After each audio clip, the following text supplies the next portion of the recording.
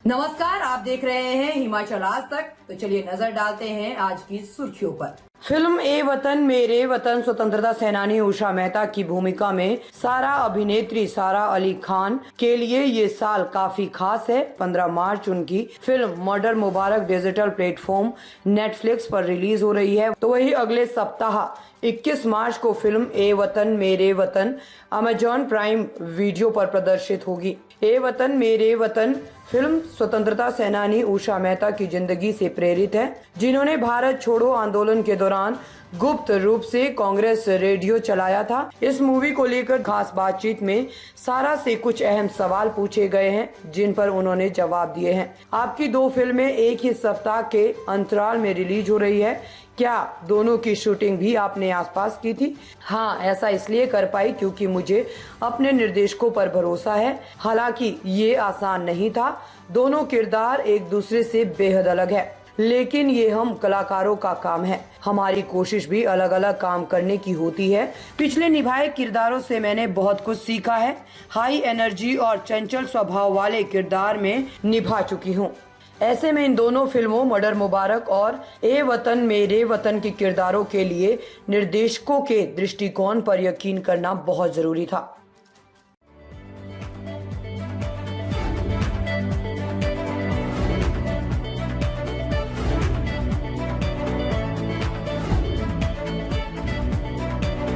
राजस्थान में लोकसभा की 12 सीटों के लिए बुधवार को अधिसूचना जारी हो गई है। पहले चरण के गंगानगर, बीकानेर, चूरू, झुंझुनू, सीकर, जयपुर ग्रामीण, जयपुर अलवर, भरतपुर, करौली, धौलपुर, दौसा और नागौर लोकसभा क्षेत्र के लिए नामांकन प्रक्रिया भी 20 अप्रैल से शुरू हो गई है। बताया जा रहा है कि होलिका लगने के कारण अधिकांश प्रत्याशी होली के बाद ही नामांकन भरेंगे।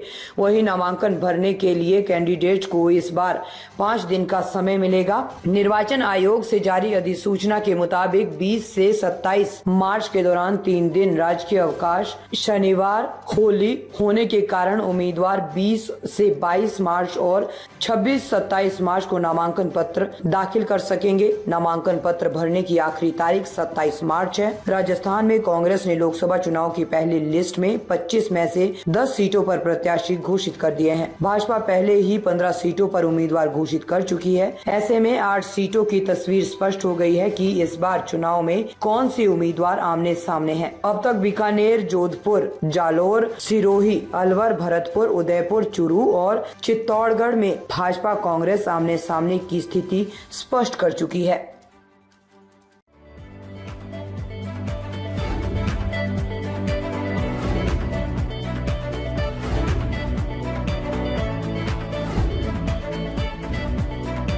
बच्चन परिवार को लेकर मीडिया में कई बातें सामने आ चुकी है। जया बच्चन और ऐश्वर्या राय को लेकर कई बार अनबन की खबरें भी सामने आ चुकी है। ऐसी भी चर्चा रह चुकी है कि ऐश्वर्या ने अपना ससुराल छोड़ दिया है और वह मायके में शिफ्ट हो गई है, लेकिन इन सभी अफवाहों को हर बार ऐश ने गलत ठहराया है।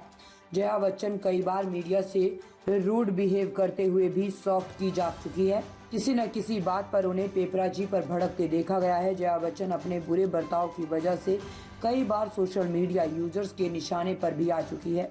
इस बीच उनका एक और वीडियो सामने आया है, जिसमें वह अपनी बहू के लिए कुछ कहती नजर आ रही है, जिसे सुनकर ऐश्वर्या अपने आंसू नहीं रोक पाई।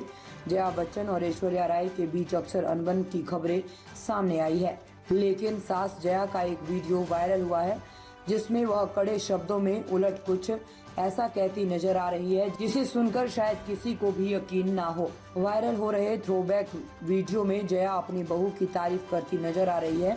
ये तब की बात है जब अभिषेक और ऐश्वर्या की नई नई शादी हुई थी। ये वीडियो किसी अवार्ड शो का है, जहां जया बच्चन ने अपनी बहू की तारीफ में कहा था कि मैं एक प्यारी सी लड़की की सास बनकर बहुत खुश हूं। उन्होंने ऐश्वर्या की डिग्निटी और वैल्यूज की तारीफ की थी। वहीं ऑडियंस में बैठी ऐश्वर्या अपने लिए ये बातें सुनकर काफी इमोशनल हो जाती है।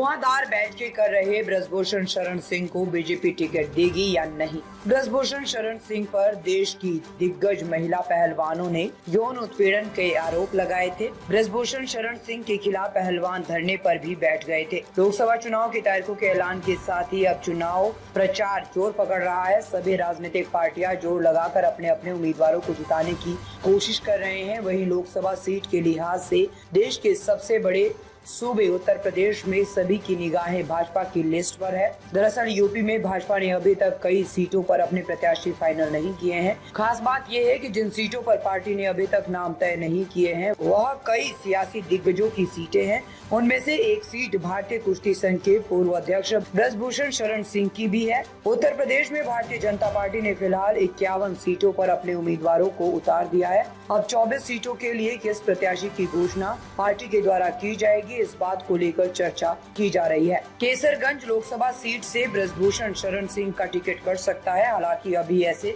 कयास लगाए जा रहे हैं।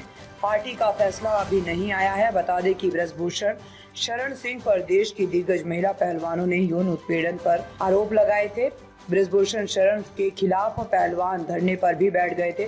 फिलहाल ब्रजभूषण के खिलाफ कोर्ट में केस चल रहा है और इसको लेकर वह काफी विवादों में भी रहे थे। तो वही टिकट कटने के लग रहे कयासों के बीच ब्रजभूषण शरण सिंह अपने लोकसभा सीट पर काफी एक्टिव नजर आ रहे हैं। वह अपने क्षेत्र के नेताओं और लोगों के साथ लगातार बैठकें कर रहे हैं। पिछले कुछ दिनों पहले ब्रजभूषण शरण सिंह ने सोशल मीडिया हैंडल पर नजर आए तो उन्होंने लोगों को कार्यकर्ताओं से लगातार बैठकें करने की तस्वीरें शेयर की।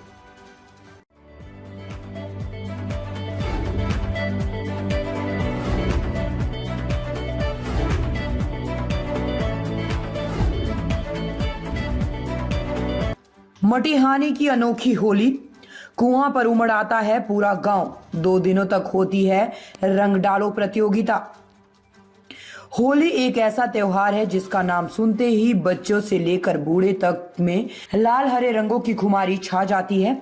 25 से 26 मार्च को मनाए जाने वाले होली को लेकर तैयारी शुरू हो गई है। बच्चे और युवा ही नहीं, बुजुर्गों ने भी होली के लिए प्लानिंग करना शुरू कर दिया है। दिव्यर्थी होली गीत और नशा के जाल में उलझकर लोग होली के संदेश को बदलने लगे हैं। लेकिन इन सब के बीच बेगूसराय में मटिहानी नाम का एक ऐसा गांव है जहां होली का इंतजार सिर्फ गांव के लोग ही नहीं बल्कि दूर दूर के लोग 1 साल तक करते हैं।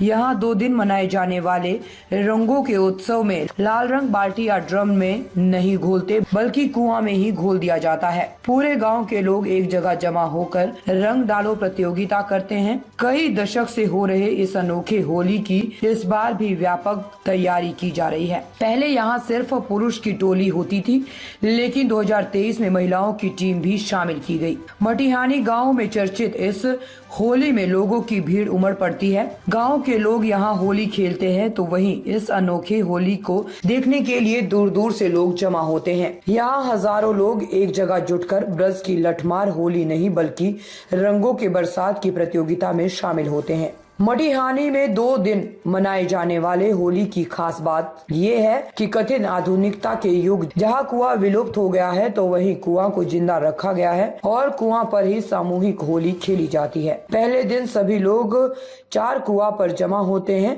और कई ड्रम, नांद व अन्य और बड़े बर्तन में रंग रखा जाता है। देश दुनिया की खबरों को देखने के लिए जुड़े रहे हिमाचल आज तक के साथ।